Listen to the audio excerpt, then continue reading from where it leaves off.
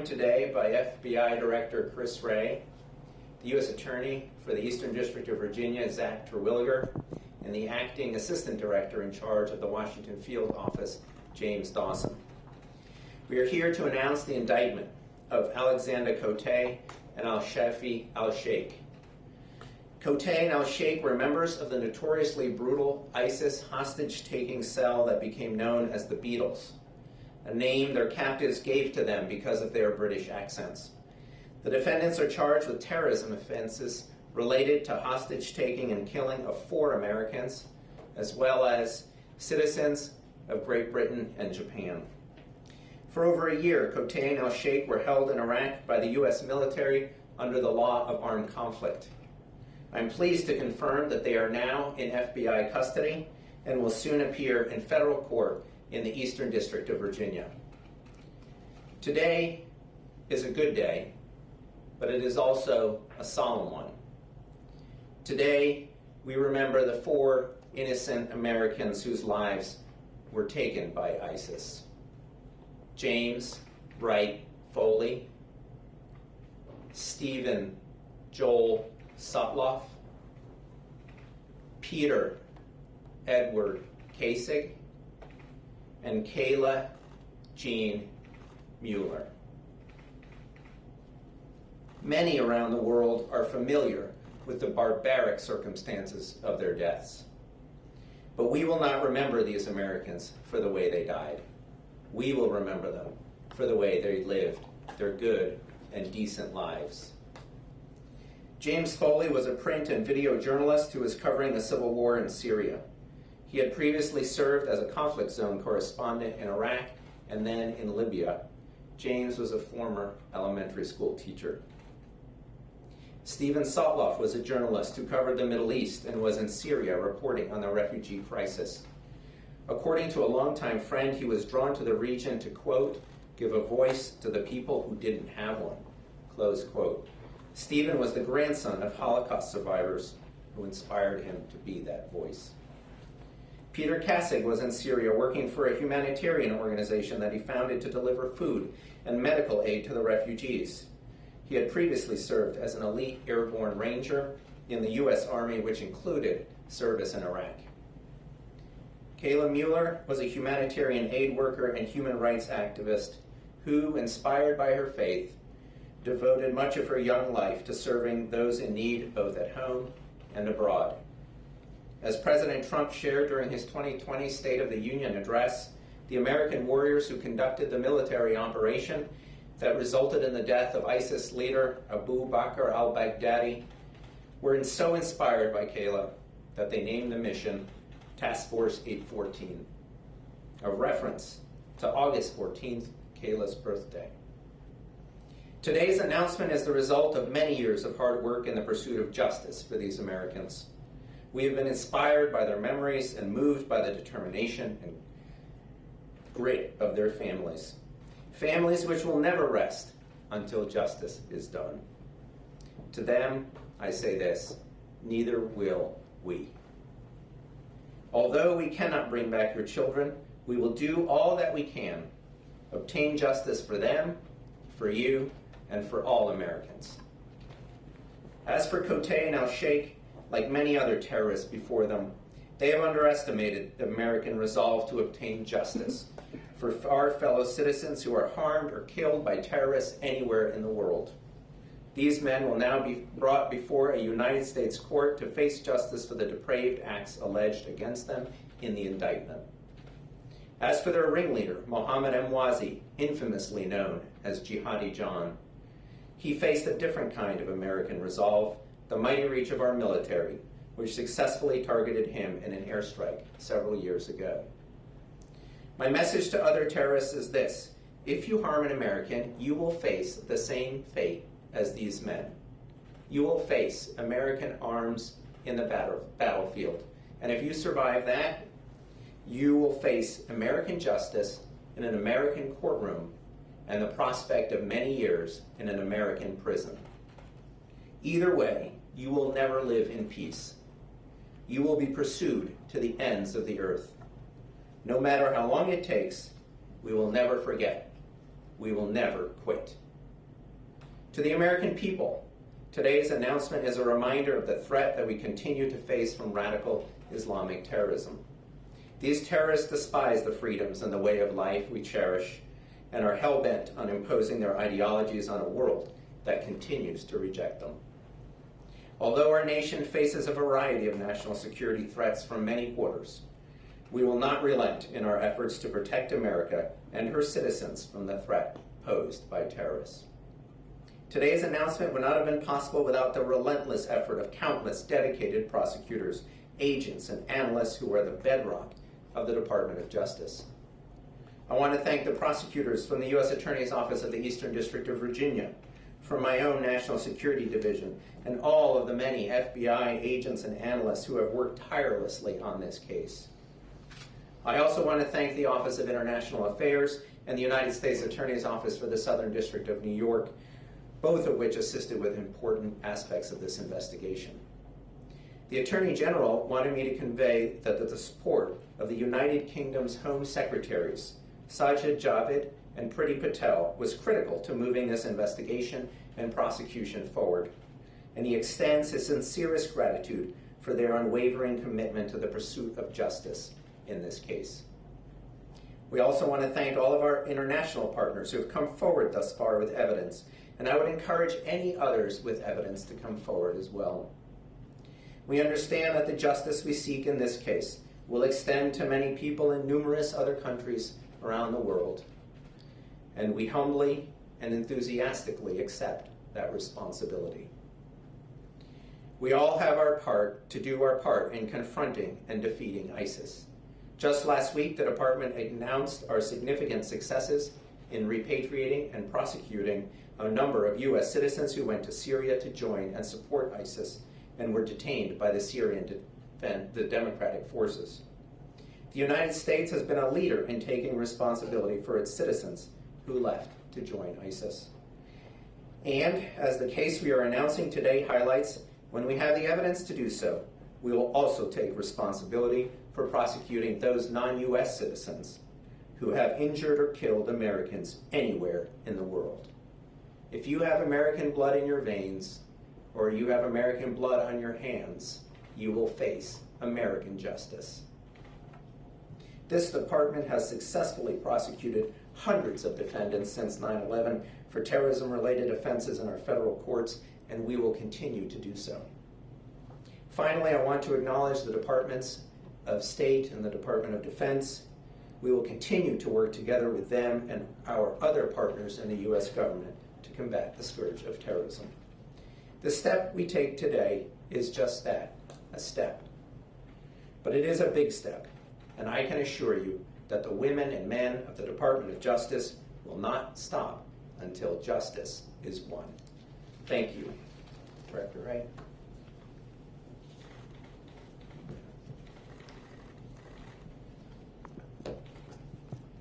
Morning. Today's announcement makes clear once again that combating terrorism remains the FBI's top priority, and that the entire United States government remains committed to bringing to justice anyone who harms our citizens.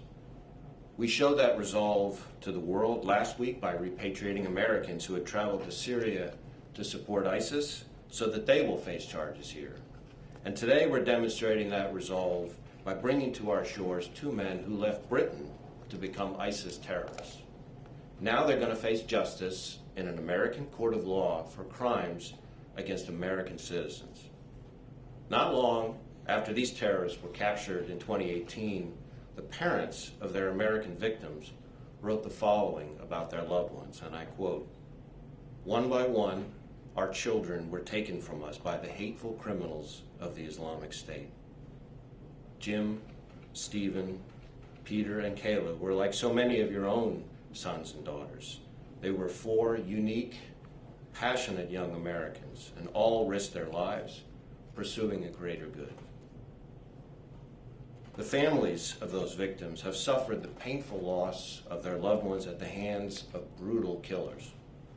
And while their pain may never fully subside, today, with the announcement of this indictment, we're beginning to bring them the justice they deserve. But we owe these families more than justice. We owe them our gratitude. And I say that because their advocacy for their loved ones has led to positive changes in how our government supports and partners with victims' families. One of those changes was the creation a few years ago of the Hostage Recovery Fusion Cell. This multi-agency team, based at FBI headquarters, represents our government's unified approach to recovering American hostages abroad. Its single focus is to bring these hostages home safely and partner with their families in the recovery effort. A key part of that fusion cell is the Family Engagement Team. That team not only coordinates support to family members of hostages during times of agony and uncertainty, it also supports hostages and families once the crisis is over. The FBI and our partners are working tirelessly every day to recover all U.S. hostages held abroad, and we won't rest until we see a similar resolution for justice against all those responsible for holding Americans captive, especially when those captives' lives are taken. Today, I want to also thank the men and women of the FBI and our domestic and international partners for their unflagging efforts to investigate, charge, and ultimately hold these two men responsible for their crimes. Over the course of this investigation and many others like it, these dedicated professionals put themselves at risk, conducting interviews and collecting evidence to build the cases that ultimately led us to where we are today, with these two men facing justice in the United States.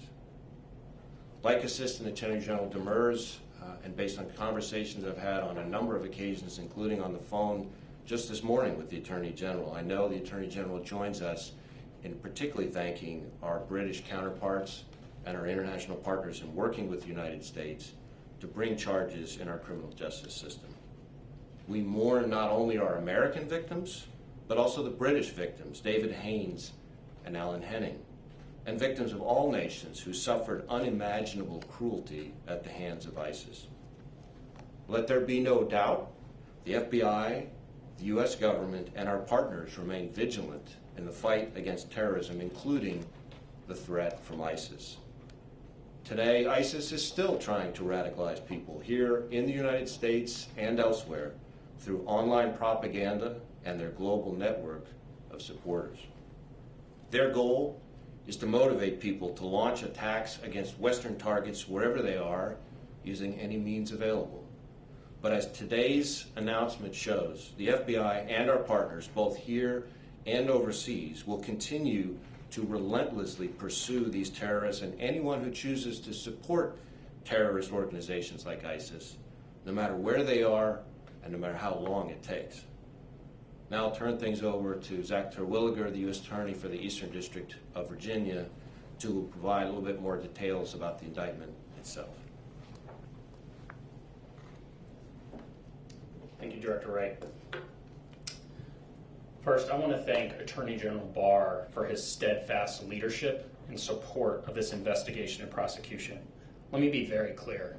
This day does not happen without Attorney General Barr and his resolve and commitment to seeing that these individuals were brought to justice. As Director Wray mentioned, my name is Zach Terwilliger. I'm the United States Attorney for the Eastern District of Virginia, located just across the Potomac River in Alexandria. It's with a heavy heart that we're here today, and I wish we weren't. But if these alleged atrocities indeed happened, I'm proud to be here as a representative of the United States in our criminal justice system. As many of you are now aware, yesterday an 8-count criminal indictment was returned in the Eastern District of Virginia that charged 2 alleged terrorists, Alexander Cote and Al-Shafi Al-Sheikh, with the following felony offenses: conspiracy to commit hostage-taking resulting in death, hostage-taking resulting in death, 1 count for each of the American hostages: James Wright Foley, Kayla Jean Mueller, Stephen Joel Sotlov, and Peter Edward Kasich. Count 6, conspiracy to murder United States citizens outside of the United States. Count 7, conspiracy to provide material support to terrorists in the form of hostage-taking resulting in death and murder. Count 8, conspiracy to provide material support to a terrorist organization. If convicted, the defendants face a maximum penalty of life in prison for each count of conviction. Pursuant to well-known protections provided by our constitutional republic and its system of criminal justice, Cote and El Sheikh are presumed innocent unless and until proven otherwise. All that I'm about to recount now are allegations and can be found in the four corners of the 24-page indictment, which was unsealed just a moment ago. As stated in that charging document, these alleged terrorists both grew up in the United Kingdom, where they became radicalized. Their role within the ISIS terrorist organization was that of being part of a brutal hostage-taking scheme by which American, European, and Asian citizens were taken hostage from approximately 2012 to 2015. Their alleged criminal acts include conspiring to commit hostage-taking resulting in death and conspiring to murder American citizens James Foley, Kayla Mueller, Stephen Sotloff, and Peter Cassidy.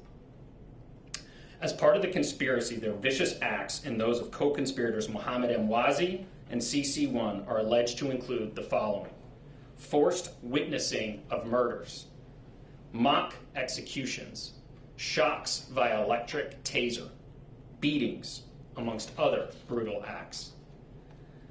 Also a well-established principle in American jurisprudence, co-conspirators, like these defendants, may be held liable for the foreseeable acts of their co-conspirators, such as Mwazi, that took place during the course of the conspiracy. As stated in detail, Cote, El Sheikh, Mwazi, and CC1 facilitated hostage-taking, ransom demands, abuse, and the murder of Americans, Europeans, and Asian citizens in order to further their terrorist agenda and that of ISIS. The brutal acts of beheading were captured by the ISIS media propaganda machine and disseminated to achieve their aims of jihad. Further, as detailed in the indictment, part of the alleged horrific conditions of confinement, the self-proclaimed leader of ISIS, Abu Bakr al-Baghdadi, also made it a point to repeatedly sexually assault American citizen Kayla Jean Mueller. As you know, al-Baghdadi was killed on or about October 26, 2019, in a United States military operation named in honor of Kayla and her birthday, August 14th, Operation 814. For these acts, these two alleged terrorists will now face the American justice system. Later today, we expect these defendants to make their initial appearance a few miles away in Alexandria, Virginia. At that hearing, they will be informed of the charges against them. They will be provided with counsel if they cannot afford it. They will receive medical care and be housed in a sanitary facility and be provided with 3 meals a day, all coupled with the due process of law.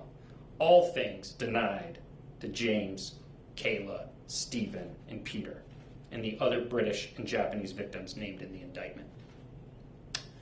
Like Director Wray, in preparation for today, I reviewed some prose that really captured what today is all about. And I quote, "They should be brought to America to face our justice system, and that is what our children would have wanted. Give them the fair trial that makes our nation great. That would be the best way to honor our children. Ensuring that truth and justice find their way out of this tragic story would mean that the Islamic State will never have the last word." Well, Diane and John, Paula and Ed, Marcia and Carl, and Shirley and Art. It's now a certainty. ISIS will not have the last word when it comes to your children. You will.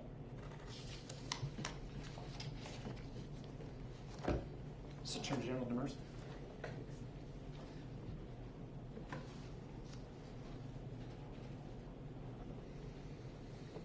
I can now open the line for questions. We will now begin the question and answer session. To ask a question, you may press star and then 1 on your touch-tone phone. If you're using a speakerphone, please pick up your handset before pressing the keys. To withdraw your question, please press star, then 2. Please note that you will be limited to one question, and we do ask that you specify who your question is for.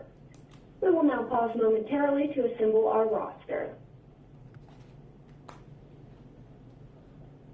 Our first question today comes from Ryan Lucas with NPR. Hi, thank you for doing this. First question is, how important was the British evidence that the Justice Department has been, fighting for 5 years to try to get from the UK government, and would we be here today without it? And then, what does this case say about the ability of the Justice Department to bring all terrorist cases to U.S. civilian courts for trial? So, thanks, Ryan. I think we decided that if we were going to do this case, we were going to tell the fullest story we could of what these defendants did, and we were going to put on the strongest case possible. And with the British evidence, I think we can do that very well. As for your second question, as you know, the department has prosecuted hundreds of terrorists in federal court since 9/11. We have done so successfully. We've protected classified information when we've needed to, and we've gotten justice for many victims and many convictions. You can expect us to continue to do so.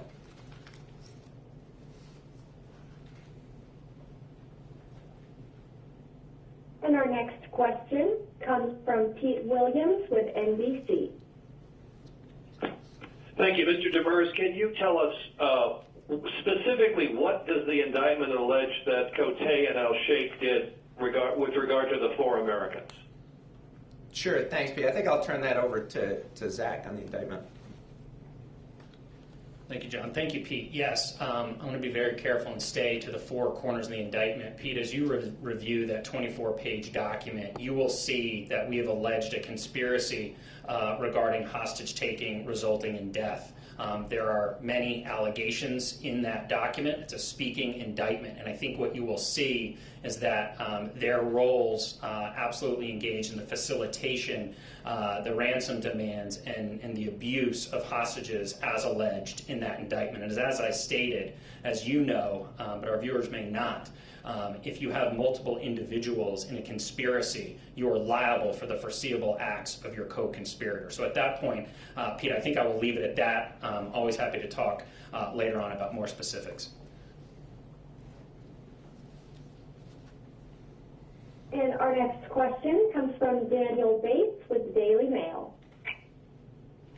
Hi, this is Austin David. I just wanted to seek reassurance that prosecutors will not be seeking the death penalty in this case. Obviously, that was one of the conditions of sort of British intelligence providing assistance. But can you guarantee us that there won't be a U-turn and you won't be seeking the death penalty with this case? Thank you.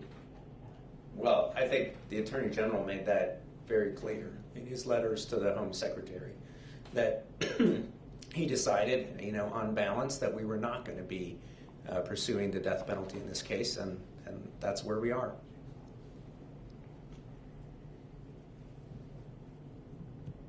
Our next question comes from Eric Tucker with the Associated Press. Hi, everyone. Thank you so much for doing this. John and Zach, I guess this question might be best directed at you. Can you talk a little bit about the interaction with the family members over the last year in terms of how important their wishes were in terms of bringing these 2 individuals to justice and the nature of the conversations you had with them? Sure. Look, I think everyone on this stage has met with the families. I know the director and I did together some time ago. We listen very carefully to the voices of the family. We weigh their views very seriously. Ultimately, we have to make our own judgment about whether we can bring a case of this nature, but the family's views were critical to our thinking on this case. And, as the director said, and as Zach said, we're very grateful for their continued advocacy for their children and for the continued attention that they've brought to this case, for their advocacy not just in this country, but also in the UK and in other countries in helping make this the strongest case we can. Just briefly, thanks for the question, Eric. And Yes. our last question comes from Jake Gibson with Fox News. Thanks for doing the call. Thanks for taking my question. Number one, I just kind of have a two-parter. Number one, is it simply because in other cases like this, you may seek the death penalty? Is that not happening in this case simply because that was a UK demand for their cooperation, number one? And number two, was there any thought from European nations or the UK that they would like to try this case on their own because they also have victims? I mean, ultimately, why did it end up here? Thank you. So thanks for the question. The decision at first of the department was to leave open the possibility to seek the death penalty. There's a whole process for doing that, and obviously that's a process that we never undertook because the Attorney General decided that we should provide the death penalty assurance in order to get the British evidence and see that justice could be done more expeditiously than if we had to continue to litigate this issue in the courts in the United Kingdom. We never got there in terms of determining whether we would seek the death penalty or not. The decision was to try to keep the option open at first, but ultimately that didn't work. As for why other countries are not doing this case and we're doing it, maybe that's a better question for them. But as I said in my remarks here, when we have American victims, we are very willing to do these cases. Just to add one thing on that. As far as the other countries, one of the things that the FBI works very hard at, and in this case our Washington field office had the extraterritorial responsibility, is to work very closely with our counterparts from all these other nations, both in terms of developing evidence for our own cases, but in some cases providing assistance to them as they build their own. And we work very closely with each other, and that's an important part of the international cooperation that exists on these kinds of cases, because we're all facing attacks against our citizens from ISIS. And we hope that many of those nations will be able to bring cases against their citizens as we go forward.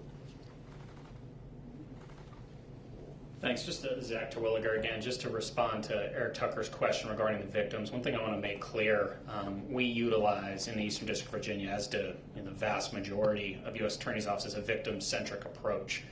The victims and their families in this case are what's driving our pursuit of justice. That's who we represent, the people of the United States. So I look forward to a close relationship with the families as this process moves forward.